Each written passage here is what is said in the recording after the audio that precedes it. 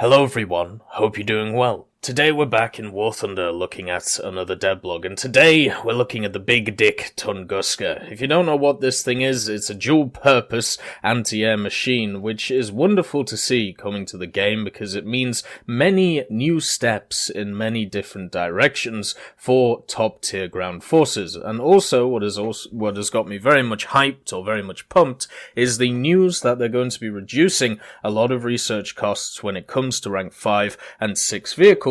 And that means that stuff like the Tunguska is hopefully going to be easier to get post-launch. Now, on top of this, why is the Tunguska such an interesting idea when we compare it to the other AAs that we have in the game? Well, the first thing is the fact that if we look at the top tier AAs, the Soviet AA, which is the highest BR at 8.0, the Shilka, is much worse than its compatriots at the BR. And the reason is because of range.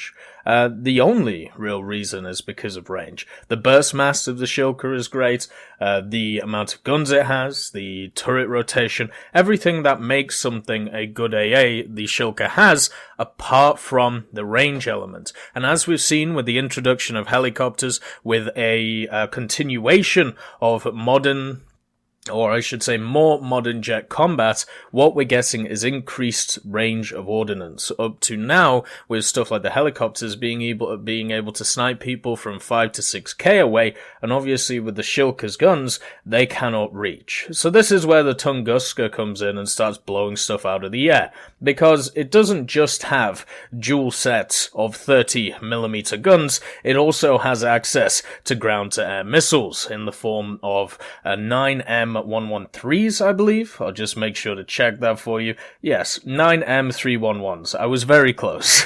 So it's got 8 9M311s on top of a dual set of 30mm. And also, it fires at a ridiculous 4,000 rounds per minute and has an ammunition count of 3,808. So you are not going to be running out of ammunition soon. One of the great things, of course, about the Tunguska is, as you can see, it does have radar available to it, and with the new system of radar, I am very much looking forward to how it actually affects top tier.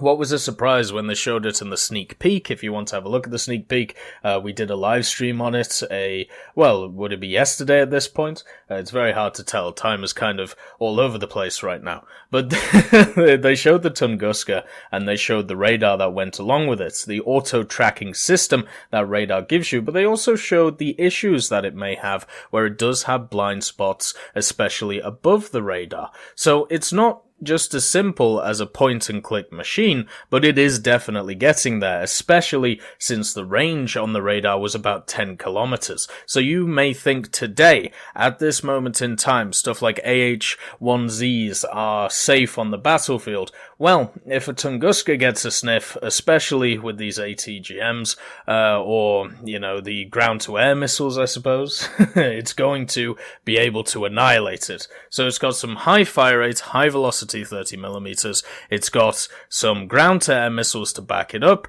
and it's also got the radar system, and on top of all of this, it has a lot of speed in the chassis. Now, one of the things that we see from machines like the Gepard, machines like the Marksman, even the Type 87, is that tank killing capabilities are pretty good, to be honest, at 8.0. They have AP in a lot of their belts, and with this, you can generally pen the sides of tanks, you can easily track vehicles, you are able to knock barrels and even breaches because of the mass fire rate of the guns, and it's going to be exactly the same for the Tunguska. You should be able to get some kind of AP belt, whether it's a HVAP one, whether it is just a standard AP or APDS, and you should really be able to pen the sides of tanks. And on top of this, as you can see in this video here, you have the increased ability to be able to use the missiles on ground targets and not just air. Now, the way that they showed the radar system yesterday was that it was automated.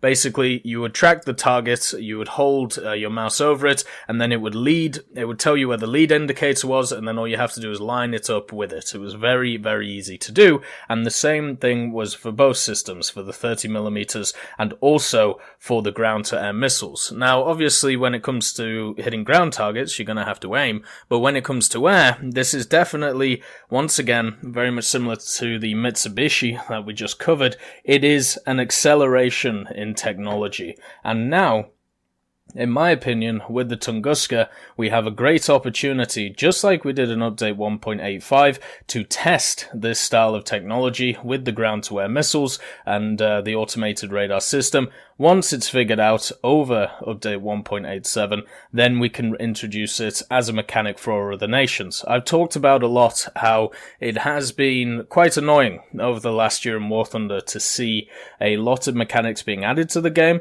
but not to every nation or only to a minority of nations. Specifically, if we look right now, America has the most independent mechanics compared to everyone else, but that is slowly getting addressed, and for me, that is great.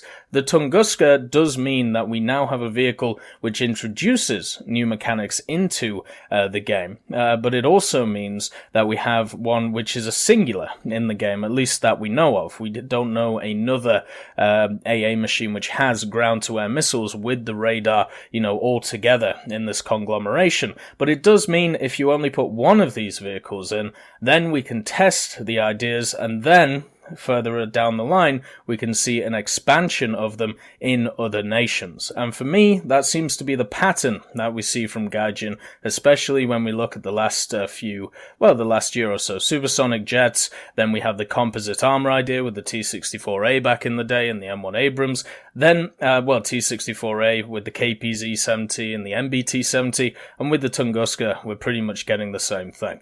So, the only issue with the Tunguska is obviously going to be its armor. Its armor is not very good, you don't really expect it to be very good, and my guess is it's going to get hull broken. Another mechanic that they also talked about adding in on top of the radar idea is if you are on the ground and you have your radar active, you can be seen in the air by machines which have radar in the air. This means that you can be sought out incredibly quickly. There hasn't been any word on whether the helicopters or certain helicopters are going to get radar. We only have some planes which so far are going to get radar. So understand that even though the Tunguska is going to be more deadly to aircraft, it's going to be easier for some aircraft to be able to target the Tunguska as well. So it's not just going to be a absolute dominance from it, where it's able to hide and then pick off targets at will. Instead, it's going to be a system where it's going to be tit for tat, in my opinion, where the Tunguska is definitely in the driving seat. Now, another thing to also think about, this is going to be probably a 9.0 AA. We have a 9.3 AA in game right now, the automatic, everything else is around 8.0. So for me, the Tunguska would be around that 9.0, 9.3 bracket. So it's going to get into a lot of matches at top tier. It's going to get dragged up into 10.0, maybe 10.3 once that becomes a BR. And then, of course, you have the supersonic jets that come in. The question is, are these ground-to-air missiles good enough to be able to take out those jets? On top of this, do nations have vehicles in the air that they actually want to take at this BR? Because this is another conversation to have.